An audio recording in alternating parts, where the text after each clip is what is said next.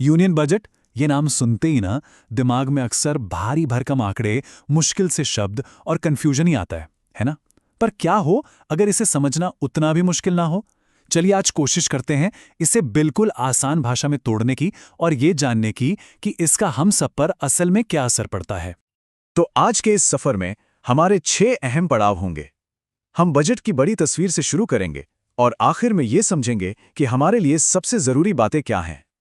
तो फिर शुरू किया जाए। सबसे पहले माहौल को समझते हैं। सोचिए, पूरी दुनिया की अर्थव्यवस्था एक तूफानी समंदर की तरह है जिसमें लहरें उठ रही हैं। और इस उथल-पुथल के बीच भारत की अर्थव्यवस्था एक मजबूत जहाज की तरह लगातार आगे बढ़ रही है।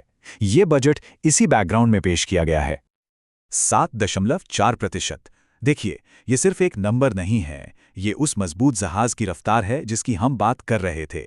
ये वो बुनियाद है जिस पर देश का आने वाला कल बनाया जा रहा है और ये बजट उसी का एक ब्लूप्रिंट है।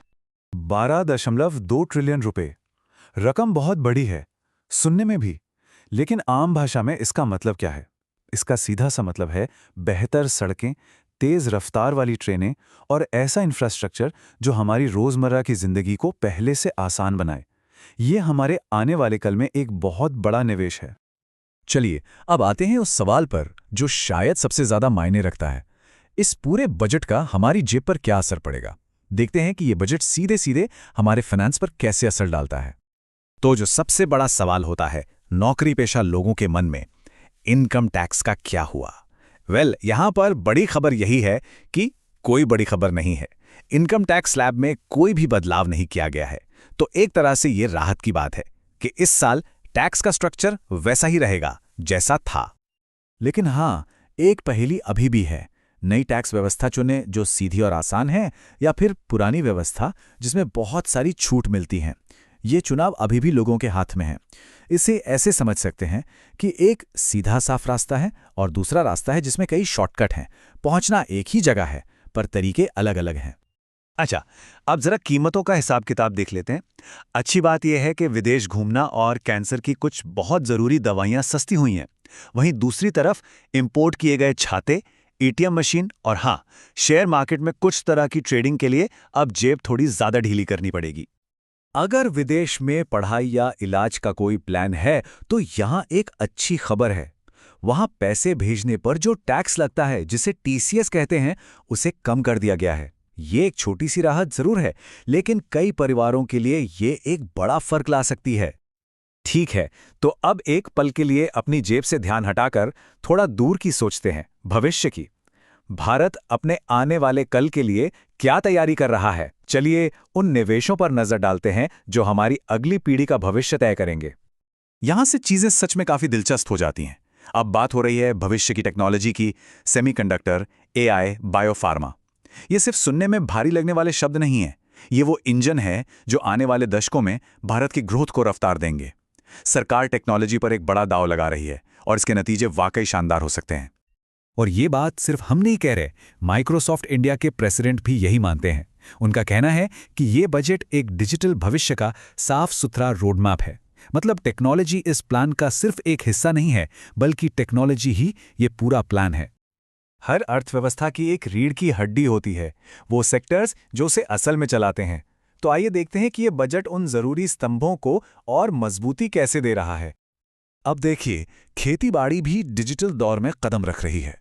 भारत विस्तार जैसे एआई प्लेटफॉर्म से किसानों के हाथ में सही जानकारी की ताकत होगी, और शी मार्ट्स जैसी पहल से गांव की महिला उद्यमी अब बाजार में अपनी जगह बनाने के लिए तैयार हैं।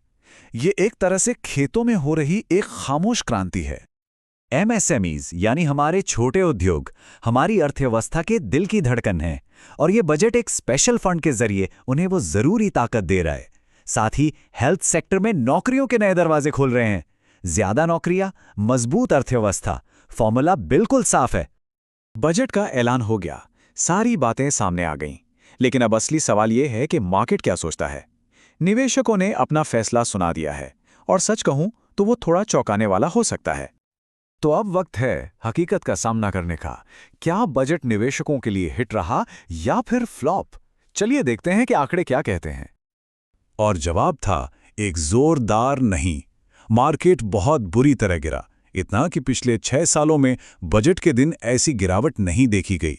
निवेशकों के लिए ये एक बड़ा झटका था, इसमें कोई शक नहीं। इन आंकड़ों को जरा देखिए। सेंसेक्स और निफ्टी दोनों गहरे लाल निशान में, दोनों ही इंडेक्स में लगभग 2% की भारी गिरावट।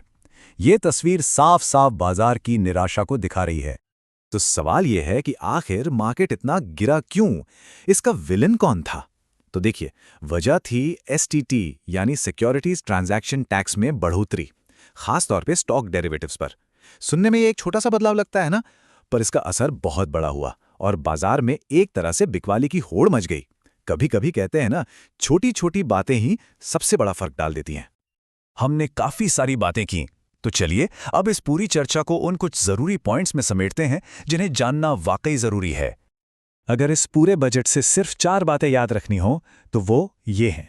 पहला, टैक्स में स्थिरता, कोई बड़ा सरप्राइज नहीं। दूसरा, भविष्य के लिए बड़े पैमाने पर निर्माण। तीसरा, कुछ चुनिंदा क्षेत्रों में राहत। और चौथा, टेक्नोलॉजी पर एक बहुत मजबूत दांव। ये वो 4 स्तंभ हैं जिन पर इस बजट की पूरी सोच टिकी है। और आखिर में एक सवाल जो सोचने पर मजबूर करता है, क्या ये बजट आज स्थिरता बनाए रखने के लिए एक लंगर की तरह है, या फिर आने वाले कल की तेज ग्रोथ के लिए एक रॉकेट? शायद ये दोनों के बीच एक नाजुक संतुलन बनाने की कोशिश है। इसकी असली कामयाबी या नाकामी का पता तो आने वाले सालों में ही चलेगा। इस बारे में आपकी क्या राय है?